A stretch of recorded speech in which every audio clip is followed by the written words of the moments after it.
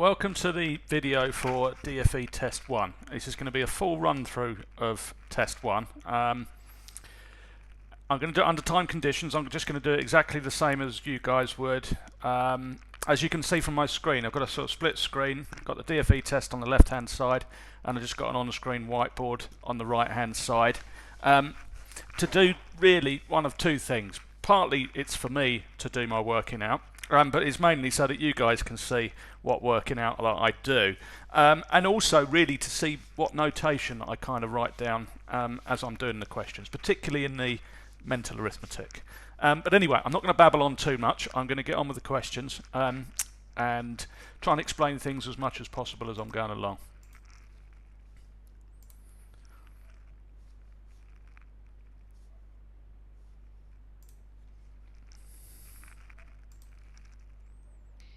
Practice question. 630 pupils paid 50 pence each on a charity day. The money collected was divided equally between 3 local charities. How much did each of the charities receive? 630 pupils paid 50 pence each on a charity day. The money collected was divided equally between 3 local charities. How much did each of the charities receive? Okay, now most questions I should get a few seconds just to explain. Main thing there, when you're doing 50p's, just halve a number. You don't need to do 630 times 50. That would be an awful way of doing it. Half of 630, 315 quid. Okay. Question 1. A teacher interviewed 31 pupils to review their progress. Each pupil was allocated 7 minutes. What was the minimum number of half-hour lessons needed to carry out all of the interviews? A teacher interviewed 31 pupils to review their progress. Each pupil was allocated 7 minutes. What was the minimum number of half-hour lessons needed to carry out all of the interviews? Okay, I'll just finish the working out and then put my answer in and just explain it very briefly, but it should be fairly obvious what I've done. Okay, the answer's 8 lessons. You don't need to do an exact division there. 7 lessons isn't quite enough, therefore 8's the correct answer. Question 2. 3 55-seater coaches are booked for a school trip. 5 classes of 26 pupils, 5 teachers and 8 parents are booked on the trip. How many more pupils could go on the trip? 3 55-seater coaches are booked for a school trip. 5 classes of 26 pupils, 5 teachers and 8 parents are booked on the trip. How many more pupils could go on the trip? So, I've done my calculations. 3 55-seater coaches, 165. Okay, added up the total number of people going so far, 143. Subtract them, and let's get that 22 in there before the time runs out. I can't actually see the clock. I ought to just move that over. Question 3. A school's end of Key Stage 3 English test results for a class of 25 pupils showed that 22 pupils achieved level 4 and above. What percentage was this? A school's end of Key Stage 3 English test results for a class of 25 pupils showed that 22 pupils achieved level 4 and above. What percentage was this? Okay, that should be fairly self-explanatory, that one. I'm trying to make the number on the bottom of the fraction a 100. It's very key. 25s and 50s, they've already come up in this test already. We're only on question 3. 25, I know it was a practice question, one of them, but 25s and 50s, most important part of QTS. Question 4. 100 pupils correctly completed a sponsored spelling test of 45 words. Each pupil was sponsored at 5 pence per word. How much money did the pupils raise in total? 100 pupils correctly completed a sponsored spelling test of 45 words. Each pupil was sponsored at 5p per word. How much money did the pupils raise in total? So all I can really say on this one is that you've got three numbers to times together. The order that you do it in doesn't really matter, but 100 times 5p gives you £5. It just kind of gets rid of some of the calculations. It makes it a lot easier. Okay. Question 5. What is 0.02 multiplied by 15? Give your answer as a decimal. What is 0.02 multiplied by 15? Give your answer as a decimal. I don't know whether that made sense what I was doing there with the decimal, but basically, let me just get my answer in. You take the decimal out, 2 times 15 is 30, you put the decimal back in the right place. Learn how to do decimal multiplication, it's vital.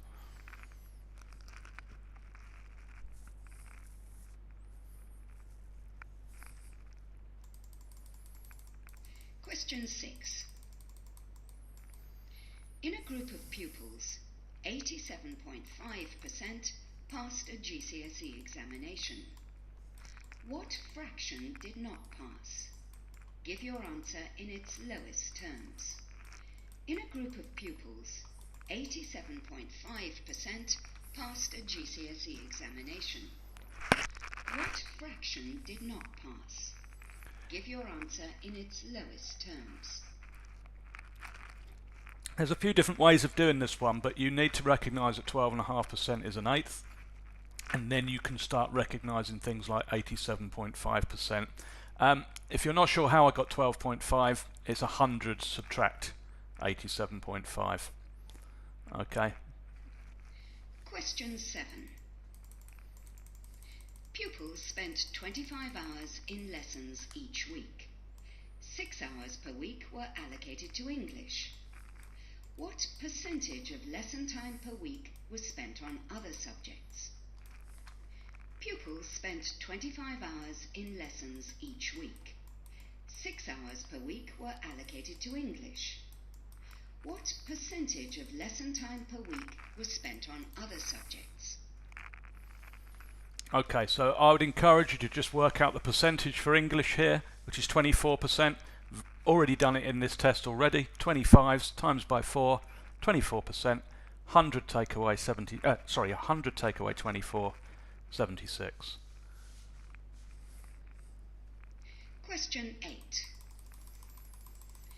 4/5 of a group of 165 pupils took part in voluntary work. How many pupils was this? 4/5 of a group of 165 pupils took part in voluntary work. How many pupils was this? Okay, so, sorry, I'm just going to get the number in first. Let me get the question done. But for a fraction of something, you divide by the bottom number, then you multiply by the top. I would encourage you to use the bus shelter or bus stop method that I've done there for division. Again, I would say it's vital. Question 9. A teacher completed a claim form for the number of miles travelled to and from 6 ICT training sessions. The journey one way was 17.5 miles. What was the total number of miles claimed? A teacher completed a claim form for the number of miles travelled to and from 6 ICT training sessions. The journey one way was 17.5 miles. What was the total number of miles claimed? Notice I missed the 6 on the first run when she first said the question. So I waited. I knew she'd said it was a two-way journey. Okay, so I've doubled 17.5 is 35. Then I've times by 6, 210. Okay. Question 10.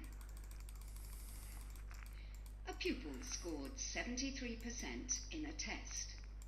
In a later test, the pupil scored 18 out of 24. What was the difference between the percentage scores obtained by the pupil in the two tests? A pupil scored 73% in a test. In a later test, the pupil scored 18 out of 24. What was the difference between the percentage scores obtained by the pupil in the two tests?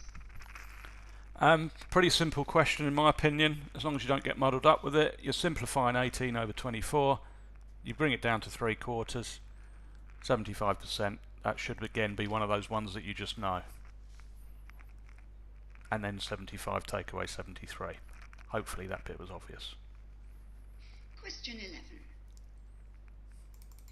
A minibus travelled 100 miles and used 0.25 litres of fuel per mile. Fuel cost 88 pence per litre. What was the cost of the journey? A minibus travelled 100 miles and used 0.25 litres of fuel per mile. Fuel cost 88 pence per litre. What was the cost of the journey? Okay, I'm just gonna, the answer's 22 quid, okay, and then I'll explain it a little bit.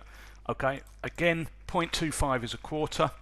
Okay, that's the important thing. Quarter of 88 is 22, times it by 100, 2,200, but that would be pence. Okay, take 2 zeros off to get pounds. A test takes 1 hour 30 minutes. A pupil is allowed 10% extra time. The test starts at 13:30. At what time must the pupil finish the test?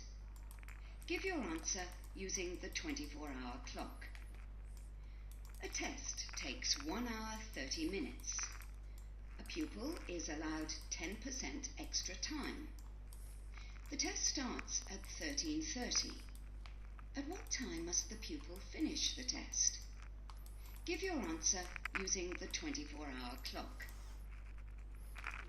Okay, so what I've done there is initially I've turned it into minutes, 90 minutes, 10% of 90 is 9, but then what I've done is I've switched back and called it an hour and a half again, because an hour and a half is really easy to add on to 13:30. That's 1500, add the spare 9 minutes on.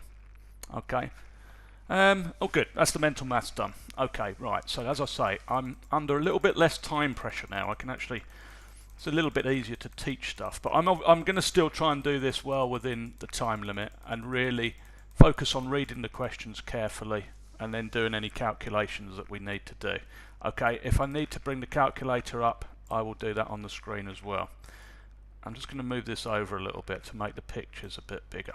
Okay, right, so we've got some box plots. It says click on the label for the test in which 3/4 of the class achieved 55% or more. Let me do a very quick diagram. Okay, when you've got a box and whisker, okay, the 3/4 achieved, this is really the top 3/4 of a class. So what you're looking for here, I don't think I've got any different colours on this screen, but this is the mark that we want to be 55% or more. Okay, so if you look at 55, we come across here, test 1 is no good, test 2 is no good, test 3 is no good. Can you see test 4? That lower quartile is 55, so I'm going to click on test 4 and I'm going to move on to the next question. Okay, looks like the same box plots, just a different question on it. Okay, so now it's looking at the median percentage mark. Sorry, I'm not reading. I should have read from here. The teacher expects the trend of improvement in the median percentage mark to continue in a 5th test. So it's all about just spotting patterns. So if we look at the median for test 1, it's 56. Okay, test 2, it's gone up 1 line, that's 58. Then it's gone up 1 line again. Then it's gone up 1 line again, we're on 62. So if we go up 1 line again, we must be on 64. Okay, each line is 2 marks in that one, or 2%. Another box plot. Okay, So these are a bit of a pain, these blooming true and false statements. You know, it's effectively 3 questions in one. Okay, so let's have a look at each one individually. Test 1 has the smallest range of marks. I don't need to get my calculator out here and do any calculations. It should be really quite obvious that the range for test 1 is smaller than the other 3. It's a visual question, so we can see that that one is true. Okay, the highest mark was achieved in test 2. Well, that's a visual one as well. Again, I don't need to look at what this number is. I can just see it's higher than the other 3 tests, so that one's also true. Okay, in test 4 the lowest mark was 44%. If we go to test 4, come across here, this is 3 lines above 40, the lines are 2 again, is 46, so this one's false, so I'm not going to tick it, okay, or I'm not going to click it. So it's true, true, false. Okay, right, now this, I'm going to need to do some working out, and I'm going to use my calculator here. I'm just going to clear the screen. I think what's important for this question is to really lay it out quite well. And if you're doing anything to try and raise money for charity, what you tend to do is you tend to spend a little bit of money in order to try and raise some money. So what we've got is we're going to have a list of profit and losses. Okay, so the best thing to do is to read through the question in order and do the calculations. Okay, now the play ran for 2 nights. That's an important bit of information. If you miss that, you're going to get the answers wrong. Okay, 250 tickets were sold each night, so that's 500 tickets in total. So I'm going to bring my calculator up. Okay, chuck in 500 times. Now I'm going to do it a slightly smarter way than maybe, and don't take this the wrong way, but slightly smarter way than maybe some of you would do it.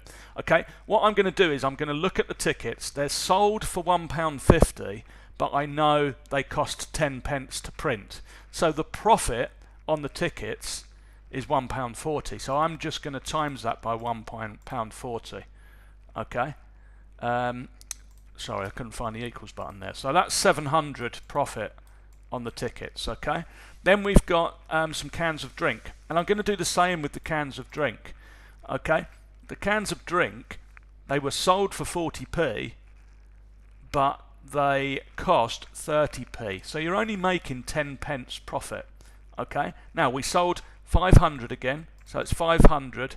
I would probably times by 0.1 or 10 if you want, okay, because that's 10p in pounds. Press equals. Okay, you've always got to know what your units are. You know, you've got to be kind of sticking to one or the other. Either do it in pence or do it in pounds. Okay. Now, lots of you would probably work out a profit for the tickets and then do a loss for the tickets, and the same with the cans of Coke. There's nothing wrong with it. I'm just doing it a slightly quicker way. Okay, so our losses are just the 50 quid for stage props and the 60 quid, okay, for the costumes. So we add these up. Okay, obviously you guys use your calculator when you do this. I'm just saving a little bit of time. Okay, now then, you must then subtract them. Okay, your money raised for charity is going to be profit, subtract loss. Okay, so you do your 750, take away 110, should be 640. Okay, so the correct answer is 640 quid.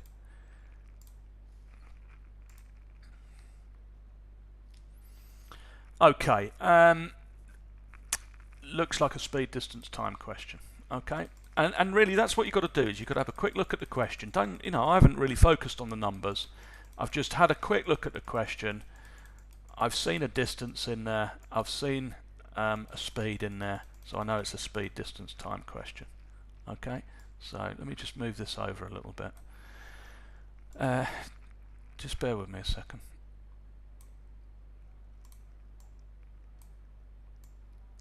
Okay, so the key information. Once I know it's a speed, distance, time question, I would write the letters S, D and T down. Okay, and you're always going to be given 2 out of the 3. Okay, so if you look at this question, it says the walk is 9 kilometers, so that's a distance. Okay, the speed that they're going at is 4 kilometers per hour. Okay, so it must mean that we can work out what the time is. Okay, now this is covered in my speed, distance, time video. Okay, I'm not going to, really fully teach you how to do this here, but this little speed, distance, time triangle is really useful. Okay, and if you watch the video, it'll teach you that time is distance divided by speed. So you do 9 divided by 4. Okay, now I know that that's 2.25, but I will still do it on the calculator just to show you. Okay, so 9 divided by 4. Okay, 2.25. Now again, how many times so far in the test have I talked about 0.25 or 25 or 50? It comes up all the time. Okay, so you must think of this as 2 1/4 of something, and the units here are hours. Okay, so once we've established that that means 2 1/4 hours, then we can look at the rest of the question. Okay, so a teacher assisted a group of pupils, blah blah blah blah blah, the walk, blah blah blah blah blah, 2 rest breaks of 20 minutes. Now I'm not going to say blah blah blah with that bit, that's an important bit of information. So 2 lots of 20 is 40 minutes. Okay, they need to reach their destination at 1500, so that's not that they're leaving at 1500. So your timeline, okay, and again my video for time related questions would use timelines quite a bit. Okay, so what we want to do here is we want to look at our total amount of time. Well, 2 1/4 hours is probably better to write as 2 hours 15. Okay, add on your 40. Okay, so plus 40. Okay, we've got a total of 2 hours 55. Okay, now you could do this. Okay, jump back 2 hours.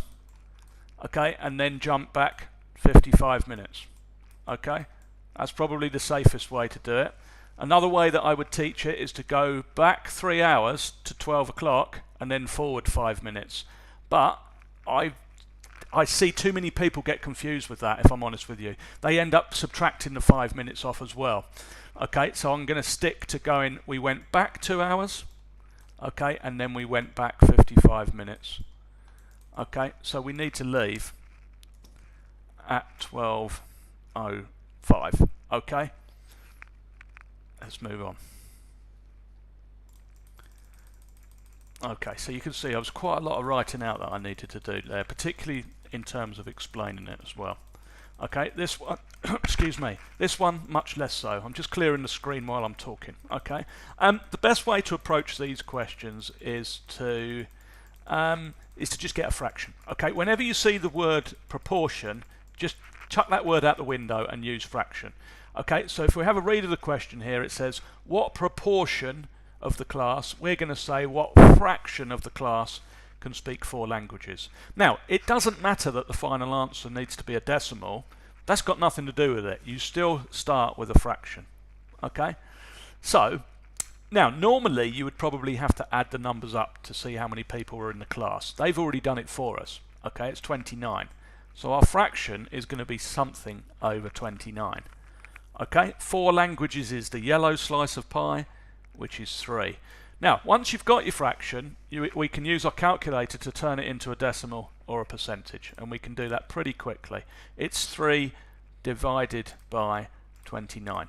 That gives us a decimal. Okay, if you want it as a percentage, you times by 100.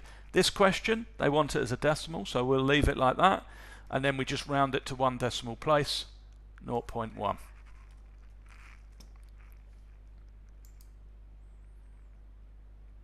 Okay, so true and false statements again. So we've got geography with maths in the first two-way table, okay, and then we've got history with mathematics in the second two-way table.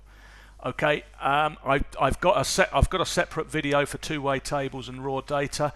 The reason I've included the raw score or raw data questions in that video is because they are basically a two-way table question. Okay, so if you feel like you struggle with these, then go and watch that video, and hopefully you'll become an expert on it. But so I'm going to do this relatively quickly. Let's just clear the screen again. Okay, so we'll take each statement in turn. Statement 1. Okay, half of the pupils taking geography achieved grades B or C in mathematics. I'm going to totally ignore their fraction of a half. In fact, if you look at the three statements, what I'm going to do, I'm going to ignore the half in the first statement. In the second statement, I'm going to ignore the 3/4, and in the third statement, I'm going to ignore the 10%. I'm going to come up with my own fractions. So the first statement, okay, geography and maths, the total is 98. So that goes on the bottom of my fraction. Okay, grade B or C in maths. So maths, I need to read across. It's 49. Okay, 49 over 98. Now, look, I know that that's a half. Okay, but you guys don't need to really use that sort of part of your brain in this. You just use your calculator. 49 divided by 98 equals 0.5. You know that's the same as a half. It's a true statement, so we click it. But you just come up with your own fraction. Okay, so second statement, ignore the 3/4.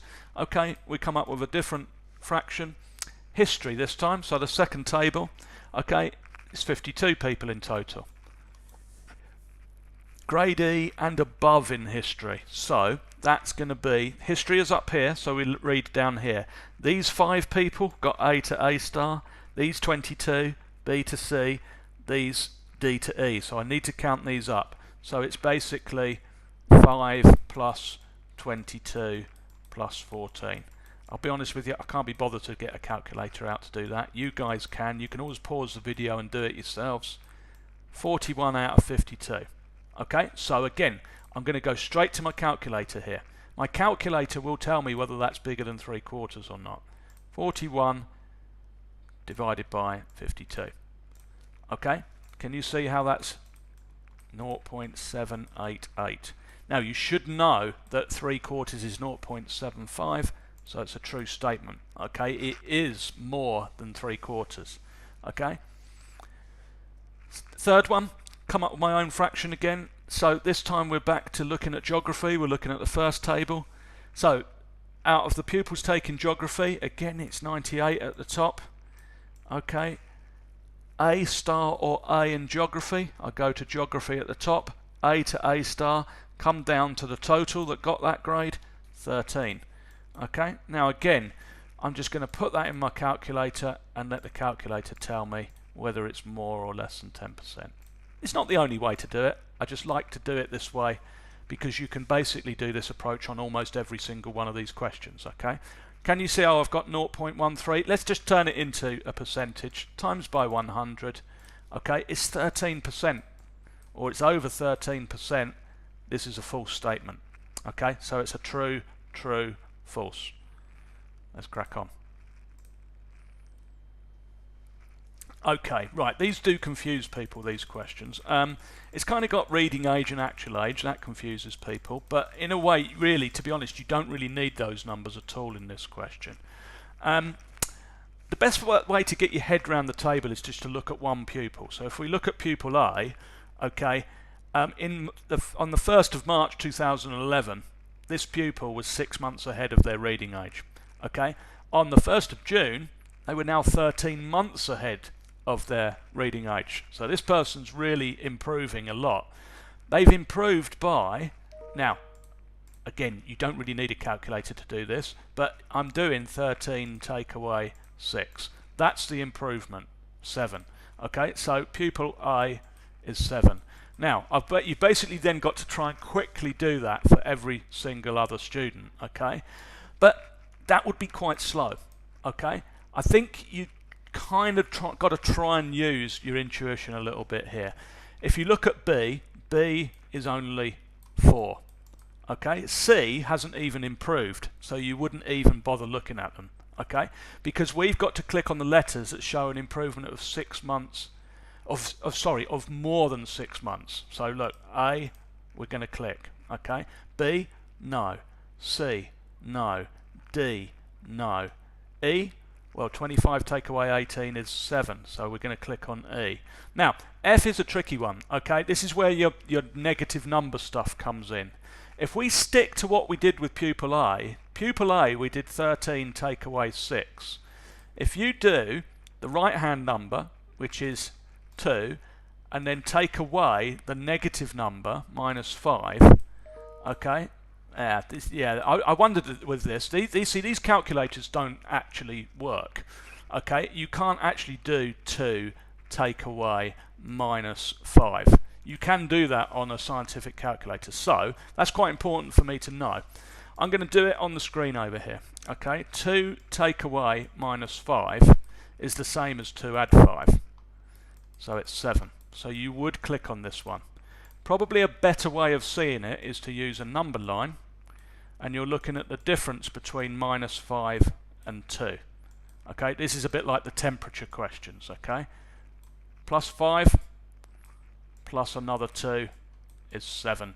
Sorry, if I do a 2 there, you add these two together, it's a total of 7. Okay, so you've got to work with your negative numbers there. Now I'm just going to go through the others fairly quickly. This one's 7. This one hasn't gone up. This one is only 6. Okay, this one hasn't gone up. This one's gone up by 10. Okay, so the best thing to do is maybe pause the video and have a look at that and have a go yourselves. Okay, if you get the negative number ones, use a number line. Okay, I don't like these questions. These are one of my least favourite ones in the DFE test, and I think they're deliberately trying to trick you here, which I don't like. It looks like this blue, the one that I'm pointing at with my cursor, it looks like that should be 67, because you've got a 33 here, you've got a 100 here, surely this is 67, but it isn't. Okay, you've got to use the table above. Okay, so A star to D, look what I'm going to do, I'm going to get my own fraction again. There are 234 pupils in total, and those that got A star to D, well, there's 78 got A star to B, 96 that got C to D, so we need to add those together. Okay, so 78 plus 96. Okay, so 174 out of 234. So we go and get that as a percentage. God, these calculators are horrible. Okay, see, look, I just did that. I may have clicked something wrong there. It might have been my fault, but I don't like these blooming things. I'm going to clear this thing and start again. Divided by 2, 3, 4.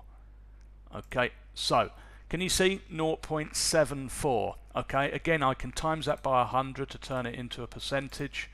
Okay, it is, well, to the nearest whole number, 74%. Okay, now I can do the same with science down the bottom here. Okay, A star to D, it's out of 234 again, this time for science. And again, look, you guys can pause the video if you like. Okay, it's 98 plus 64 is 162. So I'm going to clear the calculator again. 162 divided by 2, 3, 4. Okay, can you see how that's about 69%? Okay, rounded to the nearest whole number, definitely 69. And then this missing number here, now this one is not a percentage, is it? This is a number of pupils, so this one's a little bit easier. Okay, you've got 234 pupils in total.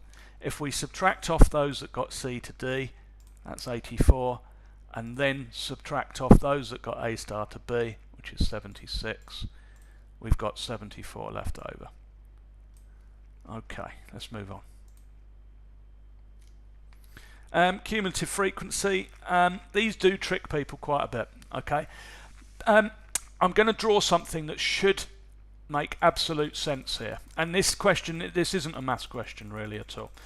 A very small bit of maths in this. Okay, but if you've got grades U, G, F, E, D, C, B, A and A star, the question is asking for C and above. That's this group of people here. That's everyone except D and below. And D and below we can go and read off of the table. Okay, so it's predicted, which is the blue one. D and below, it's 60. Can you see where my cursor is? It's 60%. So if that's 60%, then everybody else is 100 to take away that. So the answer here is 40%. Okay, I'm not going to dwell on that question. That's it. Okay, lots of people find that quite difficult. Okay, with a bit of practice, they're pretty quick and easy questions. Okay. If any of you have bought my practice papers, I haven't quite got the technology to get you guys to click on a dot. So there is a question that I've got in my tests where you kind of have to read off the numbers yourself. Okay. I think lots of people find this quite difficult.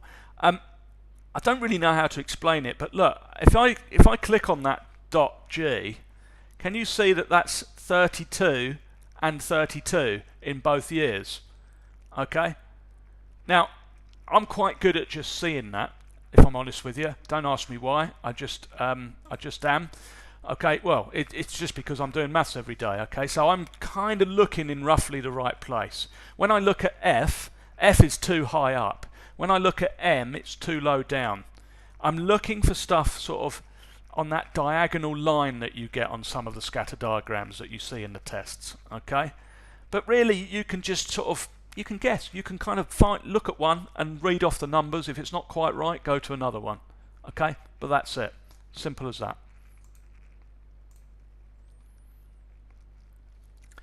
Okay, a little bit of working out to do in this one.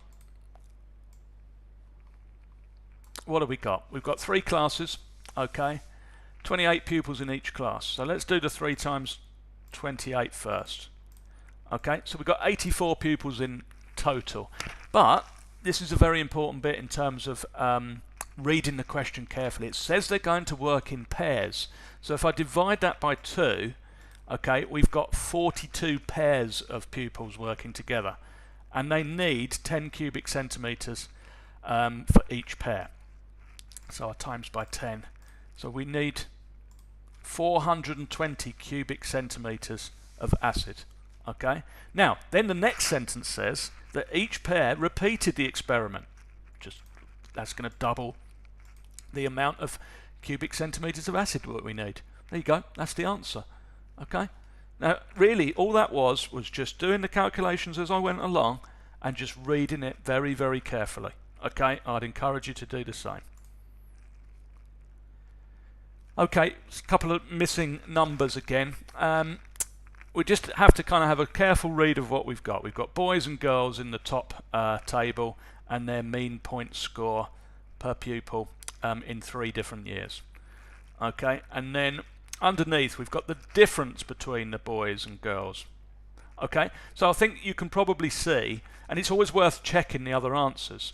If you look at 2009, if we were to put in the biggest number, which is the girls, 24.3, okay, and then we subtract 22.5, okay, you can see that we do indeed get 1.8. If we did it for the other one, I'm not going to do it on the calculator, should be able to see 2011 is 0.2. So we're going to repeat that, do the same thing for 2010. Okay, so put the biggest number in first, it's 24.8, and then we're subtracting 23.2. And it is just a case of just be careful not to read the numbers off incorrectly. Okay, so it's 1.6 in there. Now the mean difference for the 3-year period. Okay, well it's not totally obvious. I don't like the way the question's particularly worded, but you've got these 3 differences, 1.8, 1.6 and 0.2. If we want the mean of those, we simply add them together and divide by how many we got. So 1.8 plus 1.6 plus 0.2. So that's a total of 3.6. We'll divide that by 3. It's 1.2.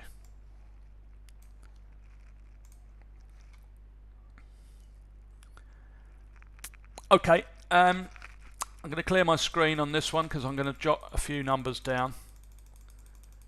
But we're going to use the calculator, obviously. Okay, so we've got 15 pupils using a minibus. Okay, they've all paid £2.50 each to get into the museum, but they've got to pay for the minibus as well. Minibus is 30 pence per mile. Okay, so then it says the minibus mileometer read 33896, and then it read 34016. Well, that's fairly obvious what to do with that. You subtract those numbers to see how many miles the bus did. So again, it's just a case of very carefully, they're quite long numbers, so you have to be very careful at typing those in. So it looks like the minibus did 120 miles. So 120 miles, times that by 0.3, that's, see, look at the calc, look at the stupid numbers that come up on the calculator. You must clear that calculator, it's an awful calculator. It's worse than I thought. I knew it was bad, it's worse than I thought. Okay, so can you see what I've done there? It's going to be 36 quid. Okay, so I entered this as 0.3 pounds. Okay, you could put the 0 on the end if you want, but it doesn't actually do anything. Okay, so we know the cost for the fuel. Okay, for the minibus. Okay, now so what's happened here is each pupil has just paid a straight 5 quid. Okay, so that will be made up of £2.50 for the museum and £2.50 for the minibus. Okay, but excuse me, just bear with me a second. A little frog in my throat, sorry about that. But if we actually just split the cost between all the pupils, okay, we would just do a simple £36 split between, so divided by 15 pupils, okay, and that would be 2.4. Now, of course, again, as money, that will be £2.40. Okay, so what that's showing you there is that really the kids have all been charged 10 pence too much. Okay, so if there's 15 kids, okay, times that by 15, okay, 15 10p's is £1.50. So what that means is they've been charged, and this is the logic that you need. The kids have been charged £1.50 too much, okay, so that means the school, okay, made a surplus of £1.50. So I'm going to click the bottom one. It's very important that you don't just get £1.50, okay, because as you can see from the 3 multiple choice options, you could pick either the top one or the bottom one. You need a bit of logic on it. You need to think, right, what's going on here? Okay, so the kids paid an extra 10p each. That's a surplus for the school. Okay. Actually, I must admit, I don't like the wording of that. Again, it's not totally obvious the way that's worded that it's a surplus. Hopefully I've got that one right. We'll have a look later. Okay, right. By far and away, the best thing that you can do with these questions is just go and actually work out what grades the pupils got. Okay, you've got a lot of stuff going on here that just gets in the way. So I'm not even going to read the 3 statements. I'm going to look at pupil F. Pupil F got 6.6. That's a grade C. Okay, pupil G got 7.8. That's a grade A. H 5.4 is an E. I 6.4 is a D. Okay, hope it makes sense that it's a D. You need 6.5 for a C. They didn't get it. They got 6.4. Same with the next one. L. Oh no, hang on. I think I've skipped one. 1, 2, 3, 4, 5. 1, 2, 3, 4, 5. Yep. K is 6.4, so that's the same as I. Okay. L 4.8. M 5.4. That's the same as the third one, which is an E. Okay, so there's the 8 grades basically. That now makes the question a lot easier. Okay, I'm just going to put the pupils kind of, not in names, but the pupil sort of labels down the side, and again that will make it a little bit easier for us to decide what's going on. So the first statement says pupil J and K got the same grade. Easy, it's definitely correct. Okay. Next one, 1/3 of pupils in the group were predicted to achieve grade C and above. So let's count up how many people we've got. We've got 8 people. Notice how I'm getting my own fraction. Okay. Now really, once you've put an 8 on the bottom, it's impossible for it to be a third, because you won't get a fraction that simplifies to a third when you've got an 8 on the bottom. But just for clarity, I'm just going to do the question properly. Okay. C and above, 1, 2.